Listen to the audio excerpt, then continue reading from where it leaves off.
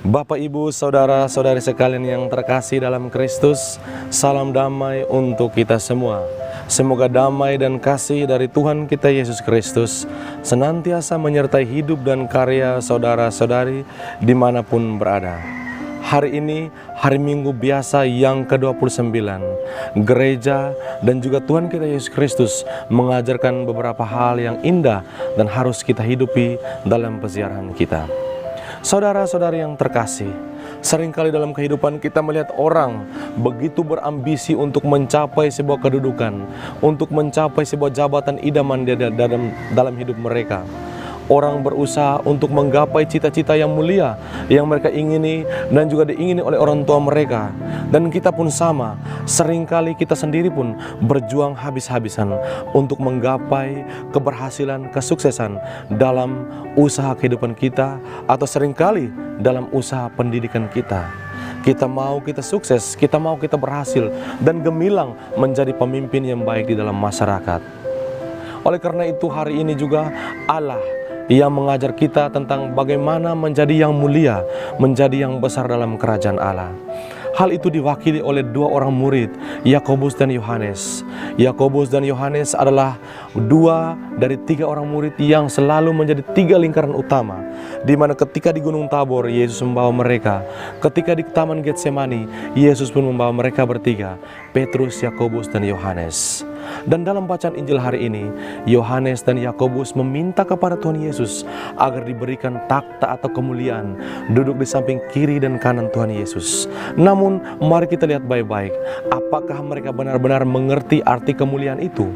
Pada bacaan-bacaan sebelumnya, sebelum masuki bacaan Injil hari ini, Yesus menghardik Petrus, sebab Petrus tidak menginginkan kematian Yesus. Dan Yesus mengatakan kepada Petrus, "Hanyalah engkau iblis, sebab engkau memikirkan apa yang dipikirkan manusia." Hari ini pun sama, Yakobus dan Yohanes memikirkan apa yang dipikirkan manusia.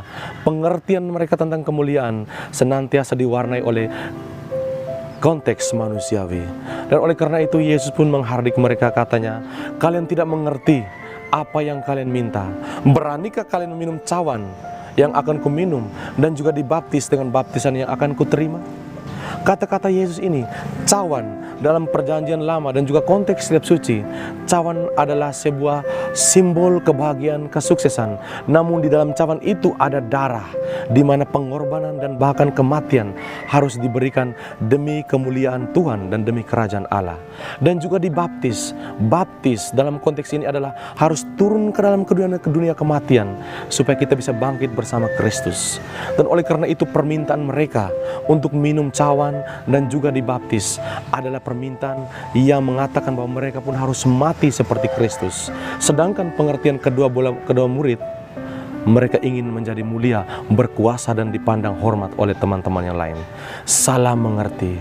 Bapak, Ibu, saudara-saudari sekalian, untuk menjadi mulia dalam ajaran Tuhan kita Yesus Kristus adalah pertama-tama seperti yang diajarkan dalam Injil hari ini, kita harus menjadi pelayan, mampu melayani sesama kita, bahkan melayani orang yang kita benci sama sekalipun, atau orang yang dalam hidupnya senantiasa menyusahkan hati kita.